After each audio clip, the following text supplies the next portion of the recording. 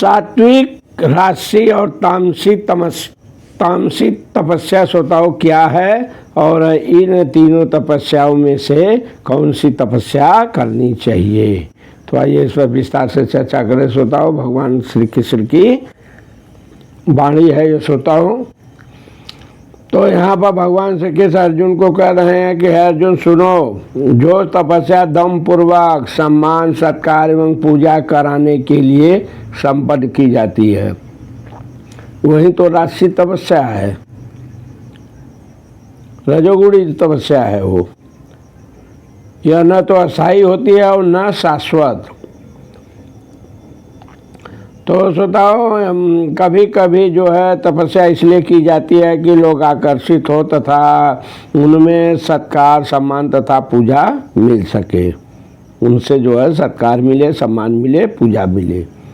रजोगुणी लोग अपने अधीनस्थों से पूजा करवाते हैं श्रोताओं, ध्यान देना, और उनसे चरण धुलवा कर धन चढ़वाते हैं। बहुत जगह आप देखे होंगे मंदिर मठों में तपस्या करने के बहाने ऐसे कृत्रिम आयोजन राजसी माने जाते हैं। ध्यान देना श्रोताओं, ये कृत्रिम आयोजन एक तरह से हुआ और ये राजसी हुआ। इनके फल क्या होते हैं? बहुत लंबा नहीं, बहुत क्षणिक होते हैं, कुछ ही समय तक रहते हैं, कभी तो ये अस्थायी होते ही नहीं। आगे देखिए श्रोताओं, जो तामसी तपस्या, तामसी तपस्या बहुत से लोग करते हैं। तपस्या तीन तरह से करते हैं लोग। कुछ लोग तपस्या रजोगुणी होती है, कुछ लोगों की तामसी भी होती है। ये तामसी के बारे में जान ले। कुछ लोगों की सात्विक भी होती है। तो तामसी के बारे में यहाँ पर जान ले। जो है मूर्खतावश जो है श्रोताओं, आत्म उत्पीड़न के लिए या अन्यों को विनिष्ट करने या हानि पहुँचाने के लिए जो तपस्या की जाती है वह तपस्या कैसी होती है? तामसी कहलाती है श्रोताओं। मूर्खतावश दूसरों को कष्ट पहुँचाना या उनको नष्ट कर देना, बर्बाद कर देना, मार दो, तोड़ दो, हटा दो, नहीं होता। मेरा व्यापार नहीं चल रहा, इसको मारो, हटाओ, ये प्रमाण है श्रोताओं गीता के। मनोधार्मिक नहीं है, कभी मत सोचना। जीवन मुक्त कथाएं प्रमाणित कथाएं हैं, ये प्रमाण है, वेद शास्त्रों से संबंधित कथाएं हैं, जो है श्रुतियों से है। जैसे श्लोक में है, भगवान श्री कृष्ण की वाणी है जो है, मूढ़ ग्राहेणात्मनो यत् पीडया क्रियते तपः परस्योत् साधनार्थ वा तत्ताम समुदाहतम। ये प्रमाण है श्रोताओ। तो मूर्खता बस ऐसे अनेक दृष्टांत है, जैसे कि हिरण्यकश्यप जैसे असुरों को तो आप लोग जानते होंगे। अमर बनने तथा देवताओं का वध करने के लिए कठिन तप किया जो है।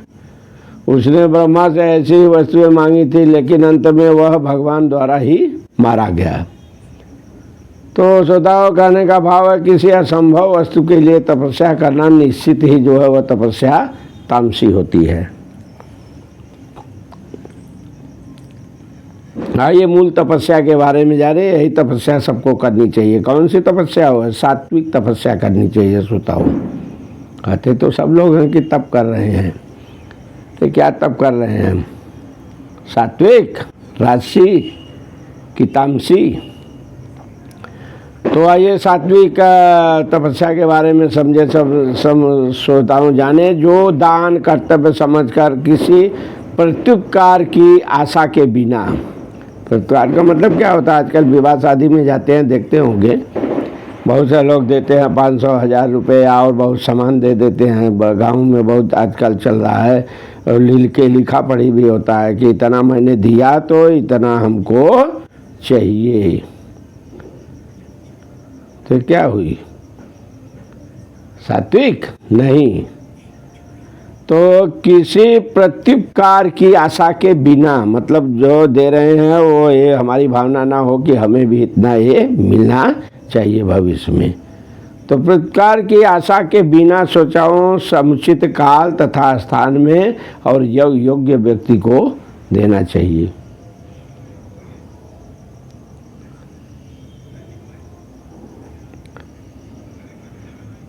जान लीजिए श्रोताओं,